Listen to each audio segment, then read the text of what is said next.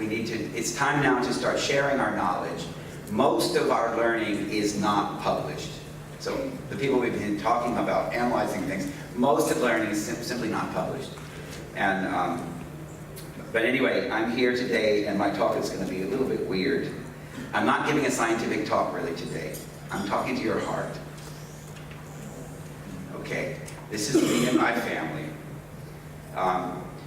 I first lived in the Pacific from I was 11 years old, and I snorkeled on a coral reef, and I was transformed by that experience. And the beauty, it's transformational, and you know it. And so I lived in the Pacific. I got married to another American that I knew for many years, and we had 4 children. This picture is in Palau, where we were teaching at a school. And we lived in Chuuk, Palau, Pohnpei, Guam, Saipan. We lived around the Pacific. And now we live in Fiji. And building a life and making connections with local people and seeing the needs. The future is in our hands. This is my grandson, Kiki, who's one of my Fijian grandchildren. And I just want to say that thank you. Thank each one of you for being part of the future and for trying to secure the reefs. Okay, I'm going to tell you a strange story I never would have imagined telling it in a conference like this. But in the 1970s, when I was a young marine biologist, nobody had heard of bleaching, mass coral bleaching. What was that? You know, I had seen 1 or 2 white corals killed by crown of thorns, but massive bleaching I didn't hear about.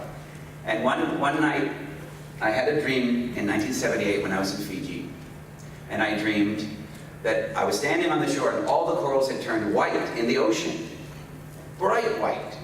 And I jumped in the sea, and I could breathe the water, and I saw a light coming from the bottom of the ocean from these beautiful white corals.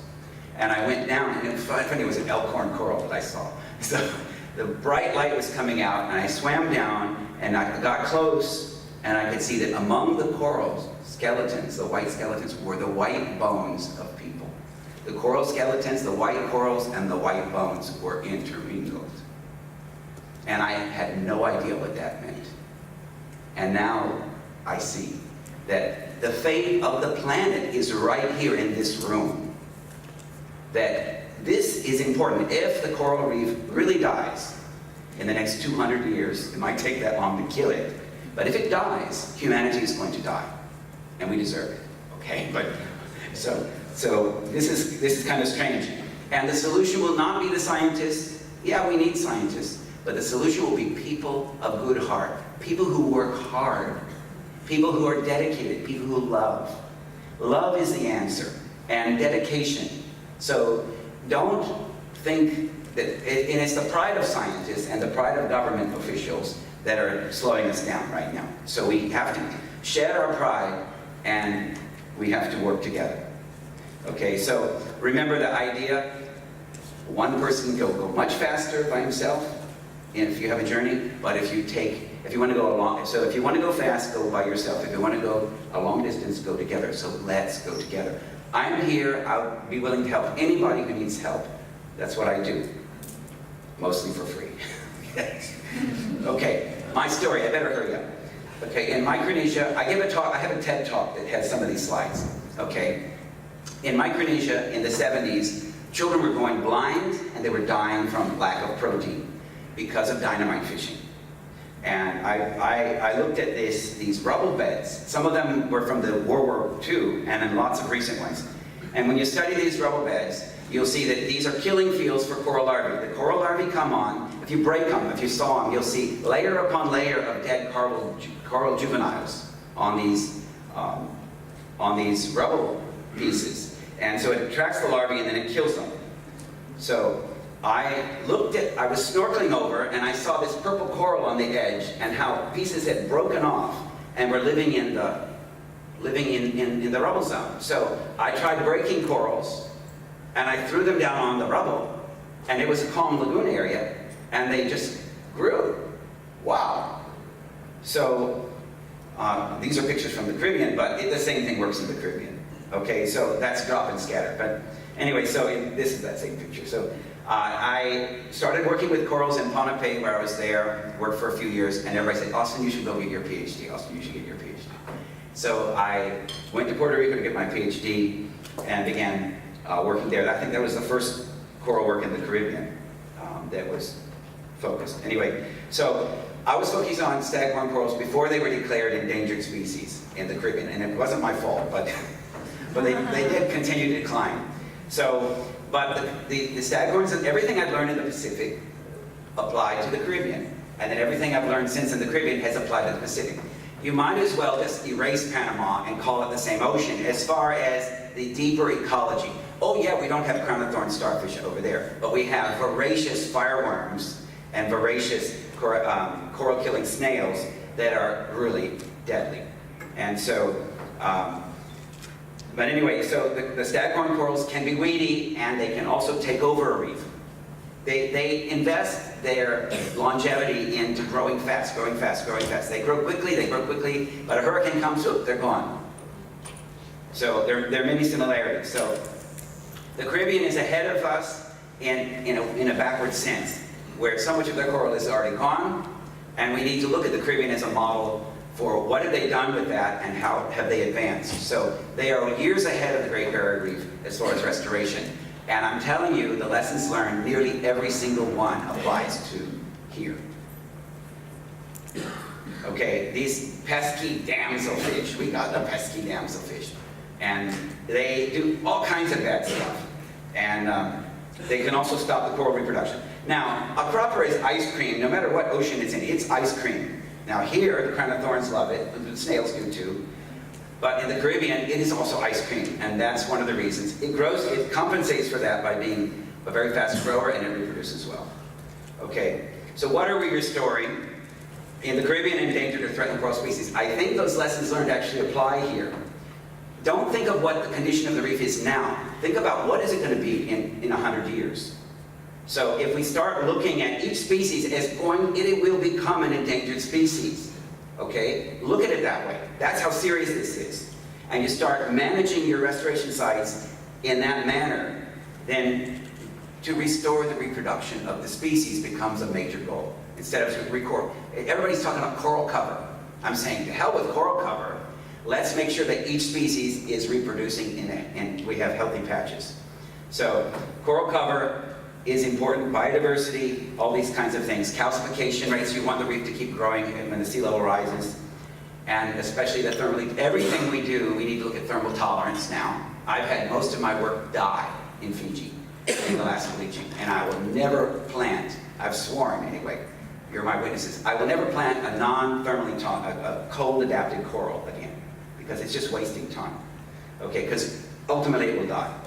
So, and the last one, ecological balance and health, we have to focus on the wider ecological picture.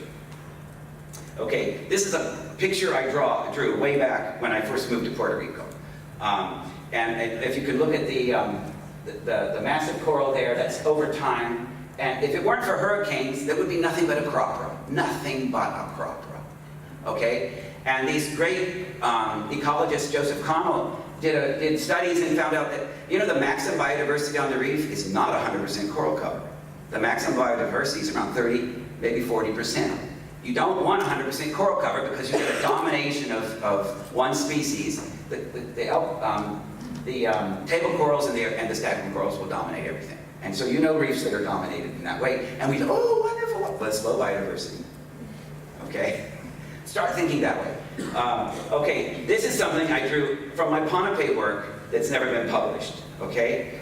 Where you fish out colonies, you fish out branches from the Stegastes, and plant them directly into the sand or rubble. And the changes that take place, you know, that when you take those dead branches out, they'd only live on the end. Within a year, complete resheeting and regrowth. So it grows all the way down, and you got a beautiful, healthy, reproductive colony. Like, wow, it looks like it's 5 or 10 years old, and it's, you know, it's just a year, and it's already reproductive. Okay, so this is a process. Now, crown-of-thorn starfish needs to be in this thing and other things as well. So we need to look at the ecology. We need to look at you need to understand reefs grow backwards. Most of the growth is actually in the lagoon, okay? We need to start looking at the geology of what we're doing. What we do has geological implications. So here in this picture, I've planted corals in the lagoon, which you can do, in the sand, and look, in 100 years, 200 years, you're going to end up building a whole reef flat up there. A lot of my friends in Micronesia, the old men used to say, this used to be deep water, and now there's a reef up to the surface. I said, are you sure? I said, yeah, we could hardly see the corals on the bottom. Now look where it is. Okay, so things are changing. Okay, uh-oh, I didn't do this, okay. So staghorn corals mostly reproduce through fragmentation. Table and elkhorn corals mostly break into big pieces, but they give a lot of larval recruitment as well. The digitate corals, the small branch ones, they can shed a few fragments when triggerfish attack them, but they focus mostly on sexual reproduction. The massive corals is rarely fragment, mostly sex. So we need to start thinking about how do they reproduce naturally, and I believe that staghorn corals are going to become endangered species here. That will be the very first species that become extinct, because it's happened in Hawaii. 1,000 years ago, staghorns became extinct. The Caribbean, it nearly became extinct. It's still not reproducing sexually, okay? Nobody can find the recruits, almost never. In Christmas Island, Kiribati, where we've had 14 months of bleaching, staghorn is extinct. Extinct, not a single staghorn species, gone, okay? So it looks like I see a pattern in my own, and that's not published, right? So I see a pattern. Staghorns that reproduce by fragmentation and don't rely on sex, they are the most endangered. Where normally they're weeds, so they don't have to worry about it, right? Because they break up and every little piece becomes a new colony. Okay, so these methods are what you haven't seen yet here. You make these tables, you have cookies on both sides, you have ropes, you plant all kinds of species. The species that grow best on the cookies, don't put staghorns there, don't. Okay, but everything else you can put on the cookies. Okay, staghorns grow very well on ropes. Things that are tightly branched or massives grow on the cookies. You need fish in the sites. Look how deep it is, 2 meters. Okay, these groupers are incredibly important for keeping the stigaces out of the site. Okay, you need groupers, even if you feed them a little bit. Okay, the maintenance. We don't do any maintenance. I've done this method in Honduras, I've done it in Solomon Islands, I've done it in Fiji, I've done it in Belize, I've done it in Dominican Republic. We don't ever use any toothbrushes on our sites.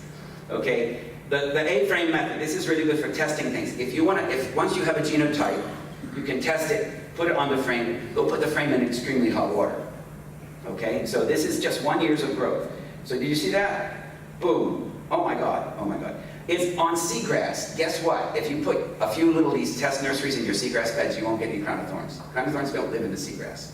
Okay? There are ways of growing corals in shallow water, completely avoiding the predators. If you put them on pure white sand, they'll also, but the seagrass is great because the grazers live in the seagrass. So we use seagrass beds as rapid grow out sites. They don't hurt the seagrass at all. It's above the seagrass in this case, but the cleaning, the little baby juvenile fish are there, and they clean it as clean as a whistle, okay?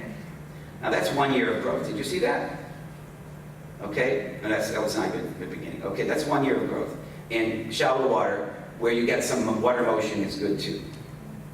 Okay, so you trim them, you plant them on frames, and this is a test frame with several genotypes, and this was an early experiment. It was actually a growth frame, and the bleaching hit in Dominican Republic. So some corals need to be retired. They bleach easily, and we don't propagate those. Or maybe we could move them to a site that we didn't expect bleaching to occur, because we do need to somehow conserve that biodiversity if we can.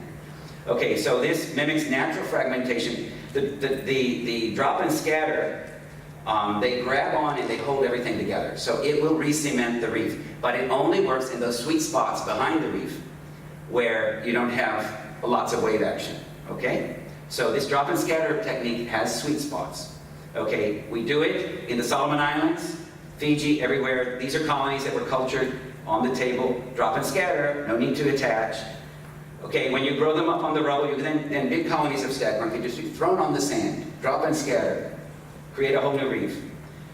Search for corals that are being endangered. This little Diploria colony is going to be killed, it's going to die. So rescue it, okay? Don't plant your corals on top of things. Okay, plug in, don't use the nail method, it's a waste of time, sorry. Cementing, cemented rosettes, look at that, okay? So you got your mother, instead of targeting big pieces, you could every 3 months take little 1 or 2 centimeter branches, and this is actually overdone. Lisa did this, please. Okay, so that could have been 4. So how much research is there? I'm telling you, these are not published reports. This is what needs to be done for research. Look at all the research topics are. This is the most effective way of outplanting, where you peg a rope. You put them in a rope, you nail it down, boom. Okay? You can use that for other corals as well that are not just staghorn. You can grow them on the rope, then peg them down. Okay, anyway, am I ready to finish? So, I have much more to say, so that's okay. That's okay. But coral gardening will not save the planet. It'll be people. And if we don't get carbon dioxide under control, it's only buying us 80 to 100 years. Okay? So this is not the solution. We have to present this as giving us time. And we need that time. Okay?